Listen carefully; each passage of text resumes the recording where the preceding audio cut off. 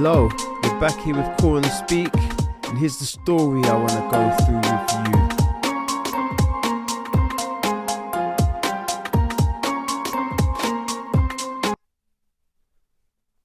you. When you don't do the needful, you can have your student status frozen, and eventually your...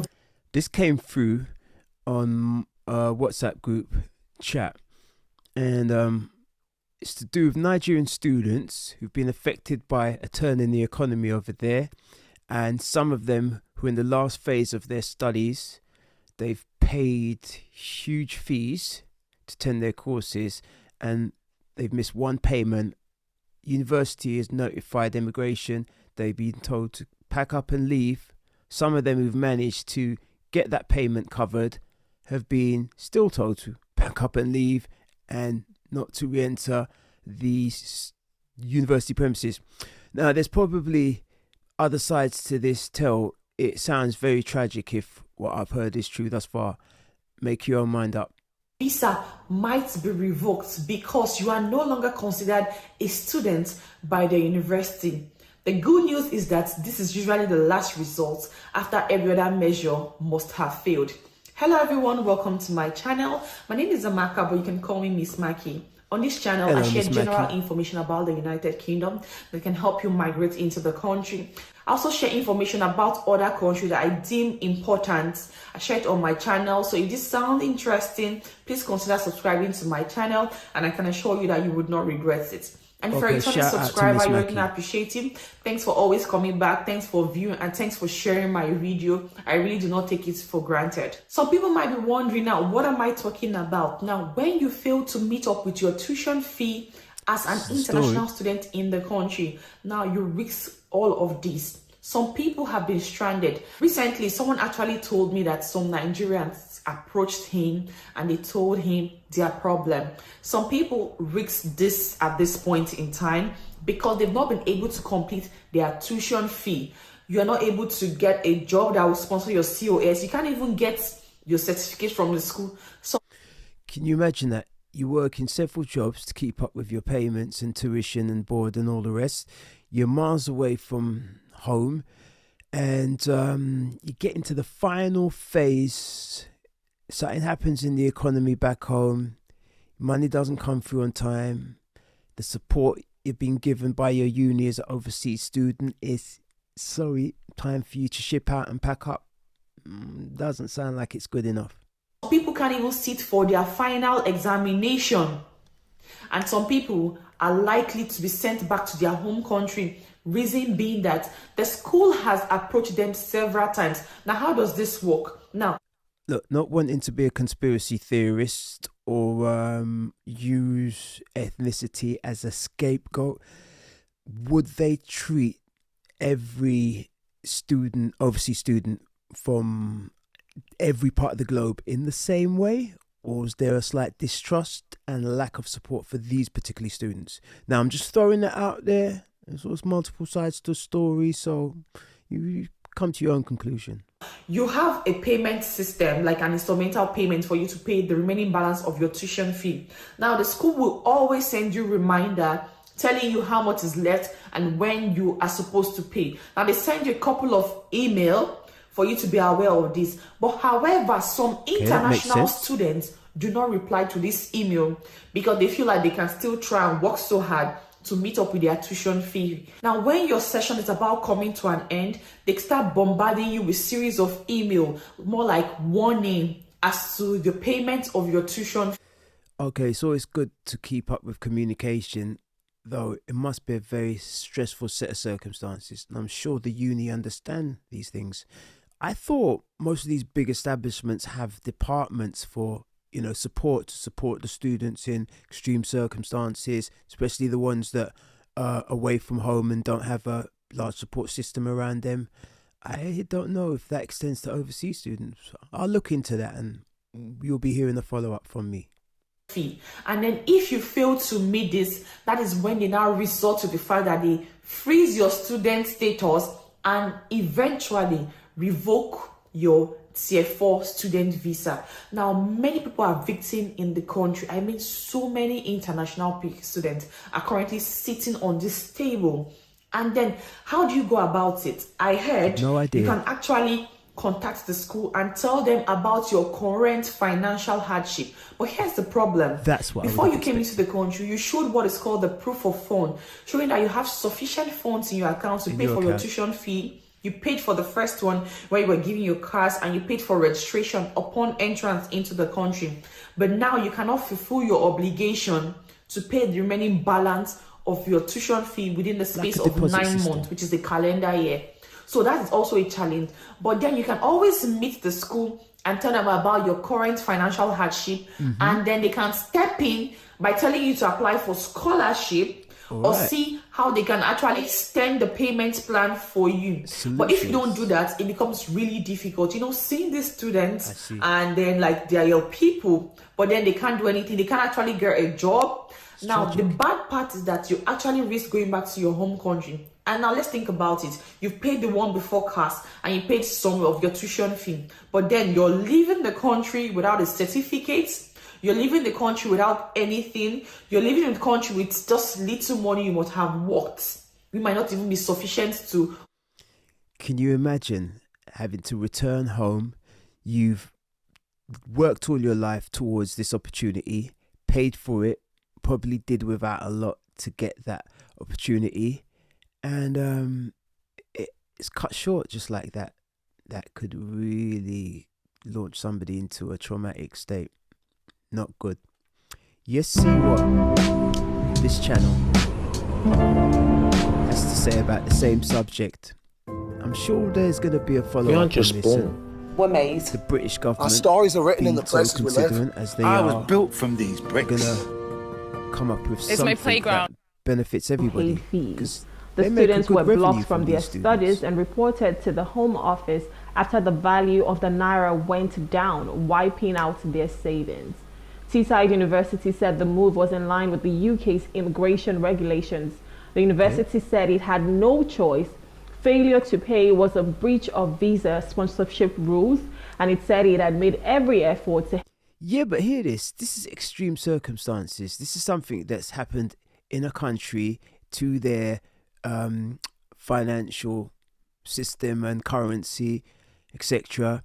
And it's like, could it have been predicted? I'm sure the university are big enough, financed enough, and considerate enough to, sit down with these students and come up with some kind of a solution. I mean, they're a university, they're full of smart people, in theory.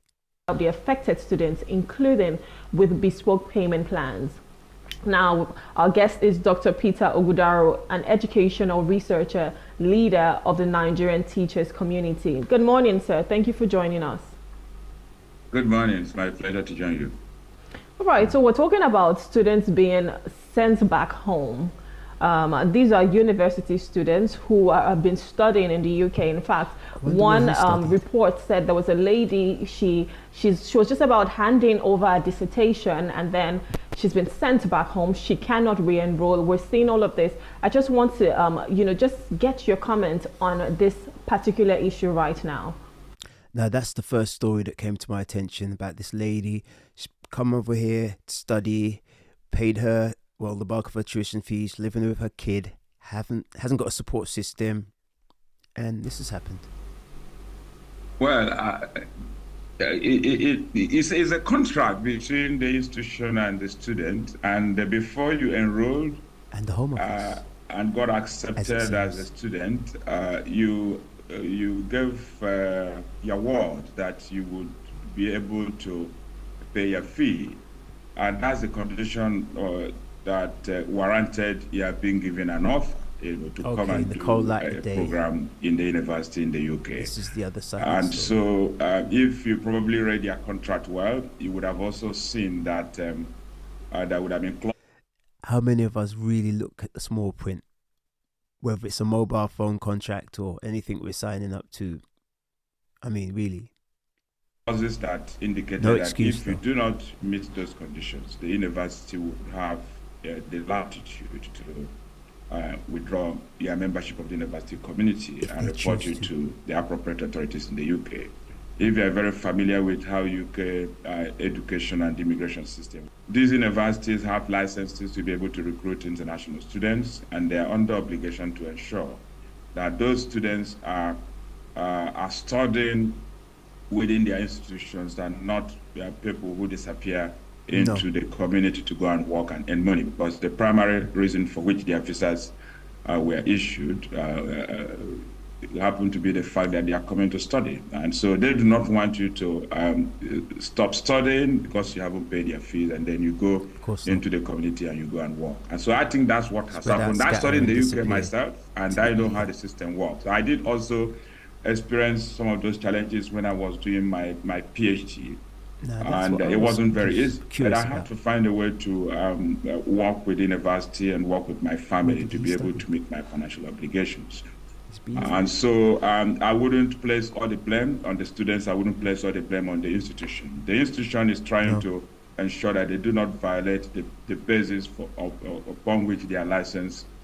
See, there's always other sides to the story. It sounded terrible to begin with. I mean, it almost sounded like these students were singled out. But with this, the more information that comes through, you kind of see where the balance lies. Was to recruit international students was issued, and the student is working very hard to try to improve her circumstance, because education remains a tool which you can use to migrate out of poverty and improve your life. Listen, I'm from a West African heritage, and from way back when to 2024, the theme is still education, education, education. That's the ticket out. Circumstances.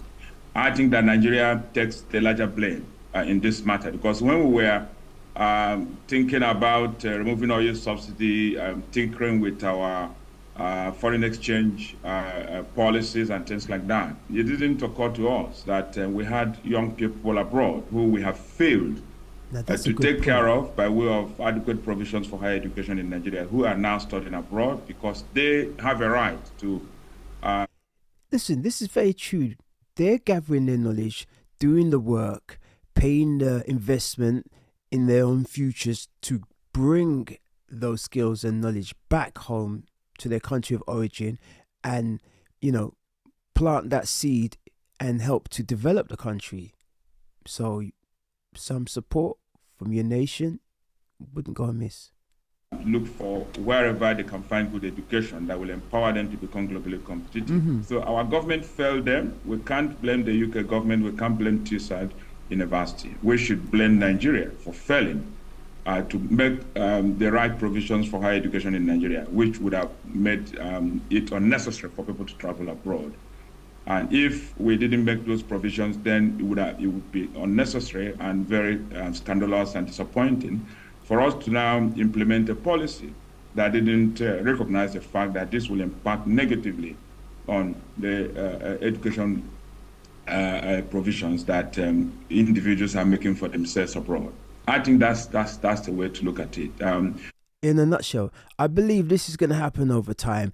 You know, the African nations, individual countries like Nigeria, for example, they're going to strengthen their education systems, higher education systems, and there will come a time where students won't feel pressed to have to go abroad and come to Europe or the United States or even Russia and China to further their education.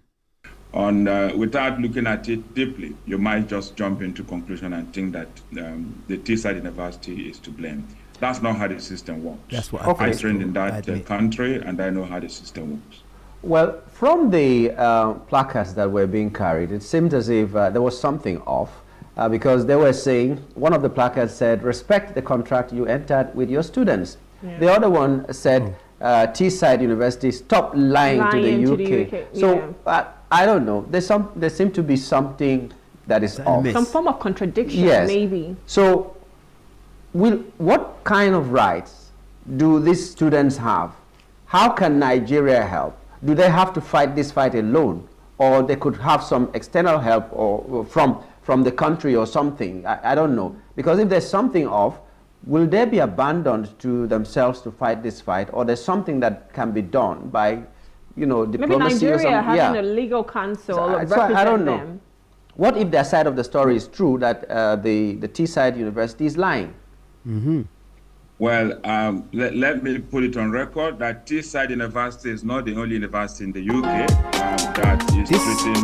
This is a very interesting story. That has taken this line of action. I'm gonna give you some updates in the coming days and weeks, and we'll see where this goes. So, for now, be good, be safe, be creative. CornerSpeak, we out.